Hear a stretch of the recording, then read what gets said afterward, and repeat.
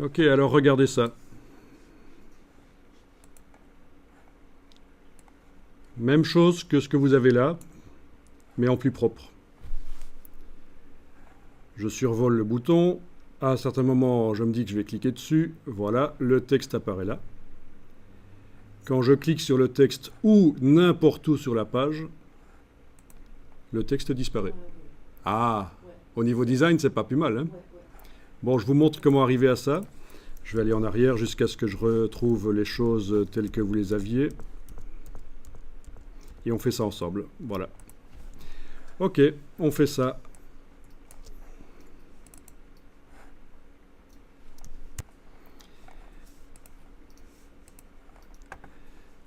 Donc voilà ce que vous allez faire. Dans la palette des calques,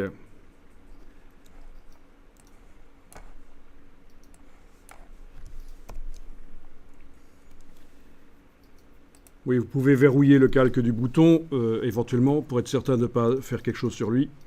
Et dans la palette des calques, on va sur le calque qui contient l'information, le texte là. On va ouvrir, ouvrir, jusqu'à ce qu'on arrive ici à votre bloc texte que vous sélectionnez avec le petit carré.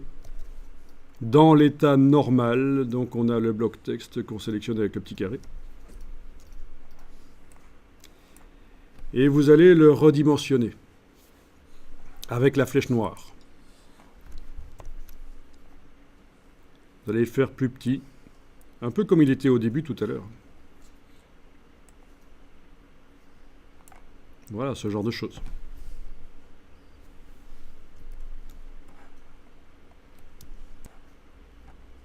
Bien.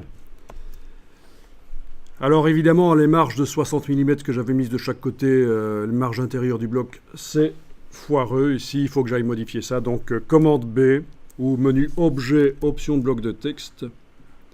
Et je vais remettre des marges à 6 mm partout, par exemple.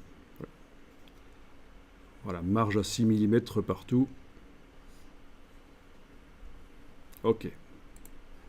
Bon, là, c'est correct.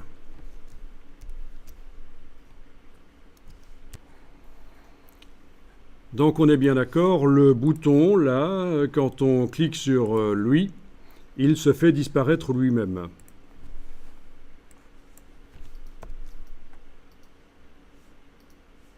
Il se fait disparaître lui-même.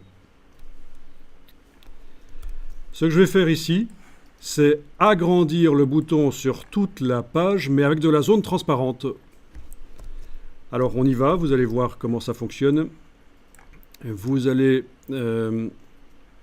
créer un rectangle. Avec l'outil rectangle, vous créez un rectangle sur toute la page.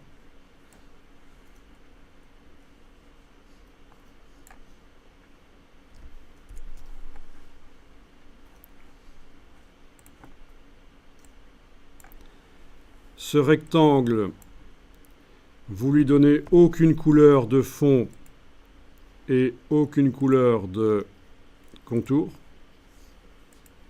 Donc il est invisible.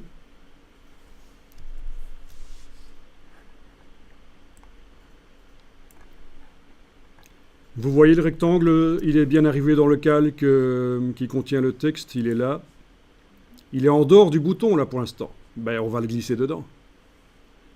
Vous prenez la vignette ici, rectangle, vous la glissez en dessous du texte. Donc le rectangle, le grand rectangle qui est sur toute la page et qui est invisible parce qu'il n'a pas de couleur de fond et de contour, il fait maintenant partie de l'état normal du bouton.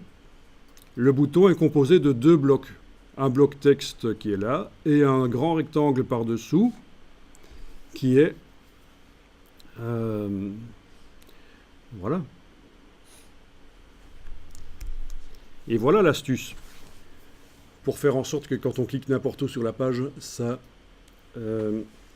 fasse disparaître le bloc texte. Parce qu'en fait, il est plus grand qu'il n'en a l'air.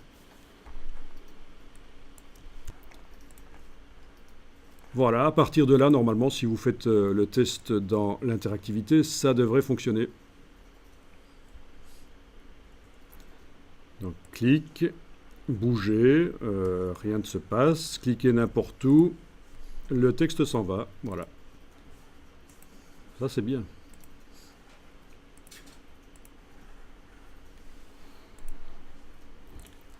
Bon, c'est pas évident, mais en même temps, ça va, c'est pas insurmontable, on ne doit pas taper des lignes de code. Hein. Ça, ce qu'on est en train de faire, ça correspond un peu à ce qu'il était possible de faire dès les premières versions de l'HTML il y a déjà 15 ans.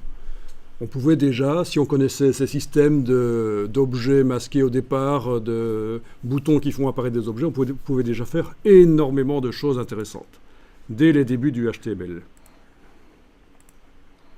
Enfin, qui date d'il y a plus de 15 ans, mais bon. Donc, il n'a pas de couleur, le grand rectangle, mais il est là, et il fait partie du bouton. Il fait partie du bouton bloc texte. C'est-à-dire que quand je clique sur le bloc texte, bien sûr, il s'en va, mais aussi quand je clique en dehors, n'importe où sur la page. Et ça, c'est intéressant. Parce qu'en fait, l'utilisateur ne peut rien faire d'autre que de cliquer pour pouvoir continuer à sélectionner un autre état et faire apparaître les infos sur un autre état.